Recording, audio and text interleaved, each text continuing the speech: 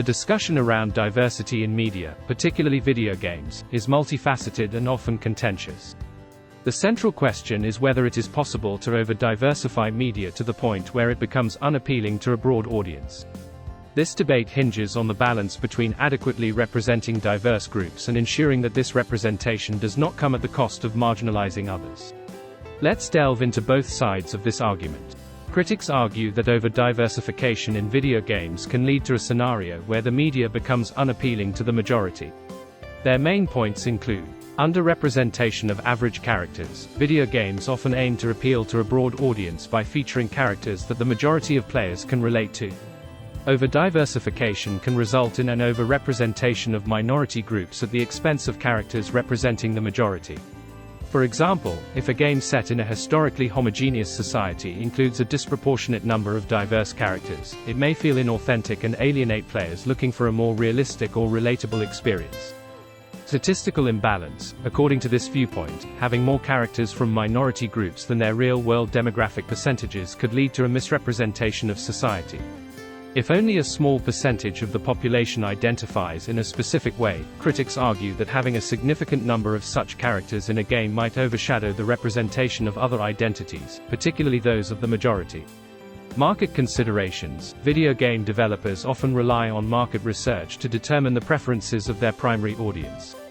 Over-diversification might not align with the tastes and expectations of the core demographic, potentially affecting sales and reception negatively. On the other hand, proponents of increased diversity in video games argue that inclusive representation. Historically, many groups have been underrepresented or misrepresented in video games. Forced diversity aims to correct this imbalance, ensuring that players from all backgrounds see themselves represented in the media they consume.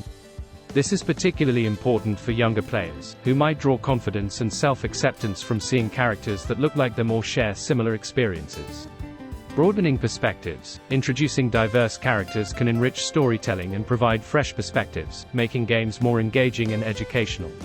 By showcasing a variety of cultures, experiences, and identities, games can become more than just entertainment. They can be a means to foster understanding and empathy among players.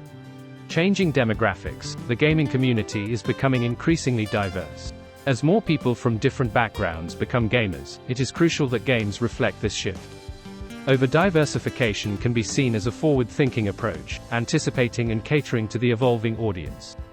Fair trade-off. Proponents argue that the temporary underrepresentation of historically dominant groups is a fair trade-off to achieve a more equitable and inclusive media landscape.